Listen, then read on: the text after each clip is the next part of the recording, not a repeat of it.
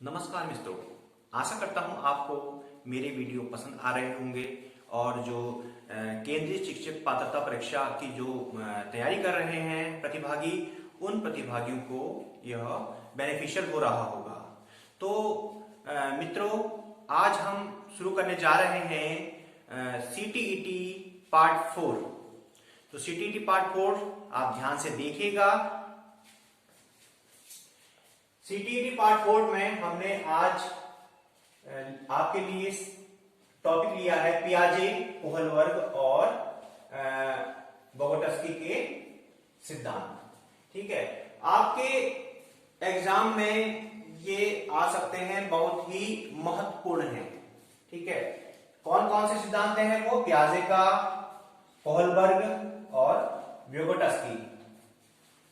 तो सबसे पहले मित्रों हम आपके लिए ले रहे हैं जीन पियाजे के विकास के सिद्धांत, यानी जीन पियाजे के विकास की अवस्थाओं के सिद्धांत। ओके, सबसे पहले आप जानिए कि जीन पियाजे जो थे स्विट्जरलैंड के एक मनोवैज्ञानिक थे, एक शिक्षा शास्त्री थे। इन्होंने मनोवैज्ञानिकों का ध्यान विकास की ओर तथा संज्ञान के महत्व की ओर आकर्षित किया। इनके मुख्य विचार, सबसे पहला विचार उन्होंने दिया निर्माण एवं खोज। दूसरा इनका विचार कार्य क्रिया का अर्जन। और तीसरा जो दिया इन्होंने वो है क्रमिक विकासात्मक अवस्थाएं। ओके, तो सबसे पहले हम लेते हैं आपके लिए निर्माण एवं खोज। तो पियाजे ने बताया, पियाजे ने क्या कहा? पियाजे ने कहा कि पियाजे के अनुसार ज्ञानात्मक विकास नकल ना होकर खोज पर आधारित होता है। यानी नकल पर आधारित ना होकर खोज पर आधारित है। और उन्होंने बताया कि प्रत्येक बालक अपने अनुभवों को अर्थपूर्ण बनाने के लिए क्रियाशील रहता है। यानी बालक क्या करता है? जो उसके अनुभव होते हैं, जो उसने अनुभव अर्जित किए होते हैं, उनको क्रियाशील बनाने की कोशिश करता है।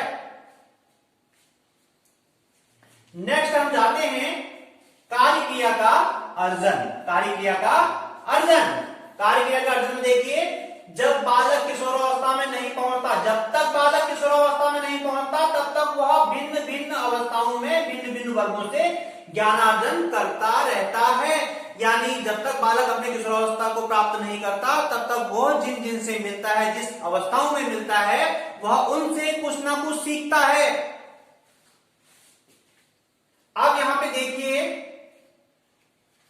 इसके लिए आवश्यक दो तथ्य उन्होंने बताए।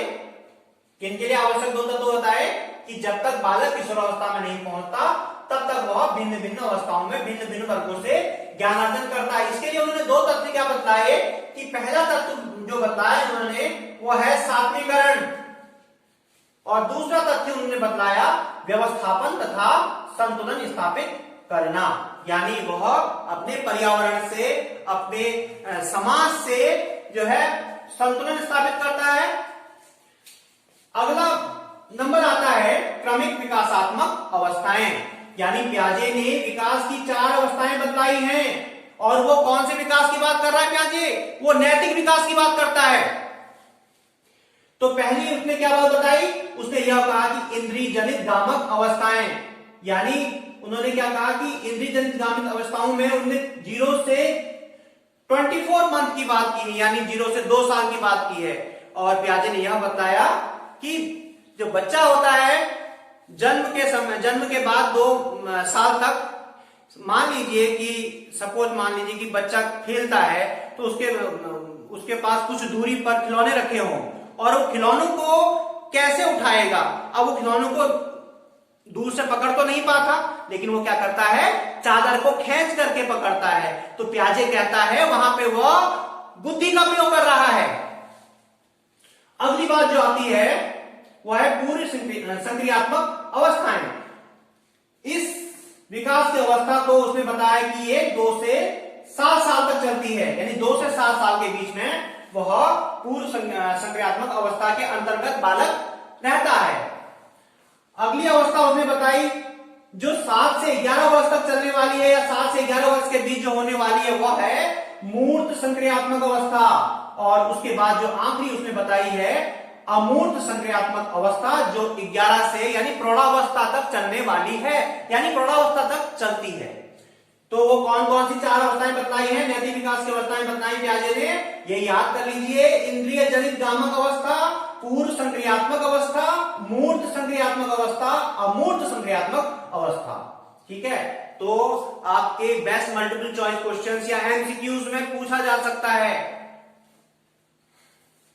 अगला दोस्तों यहां देखिए, लॉरेंस कोहल वर्ग का नैतिक विकास का सिद्धांत, यानी जो लॉरेंस कोहल वर्ग है, सबसे पहले तो ये जानना आपके लिए बहुत जरूरी है कि ये कहां का रहने वाला है, ये कहां का नागरिक है। तो जानिए, यह एक अमेरिकी शिक्षा शास्त्री है, यानी शिक्षा शास्त्री में अमेरिकी मनोवैज्ञानिक है। ठीक है, और ये भी क्वेश्चन में पूछा जा सकता है कि कोहल वर्ग कहां के रहने वाले हैं, ऐसे क्वेश्चन पूछे जाते हैं। उन्होंने यह बतलाया है कि नैतिक विकास कुछ चरणों में होता है। जो बालक है, बालक का नैतिक विकास एक चरणबद्ध तरीके से होता है। तो वो चरण कौन कौन से होते हैं? तो सबसे पहले जो उन्होंने अवस्था बताई है वो कहा है कि पूर्व नैतिक अवस्था। पूर्व नैतिक अवस्था कि बच्चा उस समय नैतिक बातें ना सीख करके उस समय नैतिक बातें नहीं सीखता है। ठीक है, यानी नैतिकता से पूर्व की अवस्था। दूसरा है स्वकेंद्रित अवस्था। दूसरी उन्होंने बताई विकास का जो चरण बताया है वो है स्वकेंद्रित अवस्था। और अगला उसने तीसरे नंबर पे किनको रखा है? परंपराओं को धारण करने वाली अवस्था, यानी परंपराओं को धारण करने वाली अवस्था। और चौथा उसने बताया है कि आधारहीन आत्मचेतनात्मक अवस्था। और पांचवा बताया है आधार युक्त, आधार से युक्त। एक तो आधार से हीन है, दूसरा आधार से युक्त आत्मचेतनात्मक अवस्था को उसने बताया। तो इस प्रकार से कोहल वर्ग ने नैतिक विकास की के 5 चरणों को उसने बताया है। तो पहला है पूर्व नैतिक अवस्था, दूसरा है स्वकेंद्रित अवस्था, तीसरा है परंपराओं को धारण करने वाली अवस्था, चौथी है आधारहीन आत्मचेतनात्मक अवस्था और पांचवा है आधार युक्त आत्मचेतनात्मक अवस्था। अब अगला और आज का जो आखिरी जो सिद्धांत है वो है विगोटस्की का सिद्धांत। अब विगोटस्की ने क्या सिद्धांत दिया देखिए, विगोटस्की ने सामाजिक विकास का सिद्धांत, सामाजिक विकास का सिद्धांत। देखो नाम से ही विदित होता है। सबसे पहले तो जानिए कि ये सोवियत संघ के यानी सोवियत रूस जो था उसके ये मनोवैज्ञानिक थे। यहाँ पे ध्यान दीजिएगा, कहाँ के मनोवैज्ञानिक थे? ये सोवियत संघ के मनोवैज्ञानिक थे। इनके सामाजिक विकास के सिद्धांत को सांस्कृतिक ऐतिहासिक मनोविज्ञान भी कहा जाता है। ये क्वेश्चन भी पूछा जा सकता है। ठीक है, क्या क्वेश्चन पूछा जा सकता है कि यहाँ पे सामाजिक विकास के सिद्धांत को, विगोटस्की के सामाजिक विकास के सिद्धांत को और किस नाम से जाना जाता है? तो वहां पे आप बताएंगे सांस्कृतिक ऐतिहासिक मनोविज्ञान के नाम से इसको जाना जाता है। इसके सिद्धांत की मुख्य बातें क्या है? हमें मुख्य बातें तो जाननी है यहाँ पे। तो उन्होंने क्या बताया? जन्म के समय शिशु का व्यवहार सामाजिकता से दूर होता है, यानी वो उसका जो समय है, जिस समय जन्म होता है उसके 2-3 साल तक तो ये समझिए कि वो समाज, घर में माँ बाप के साथ रहता है, परिवार के साथ रहता है, समाज के साथ तो रहता है, लेकिन उसको अपने अच्छे बुरे का कोई ज्ञान नहीं होता। तो इस प्रकार से वह सामाजिकता से परे रहता है।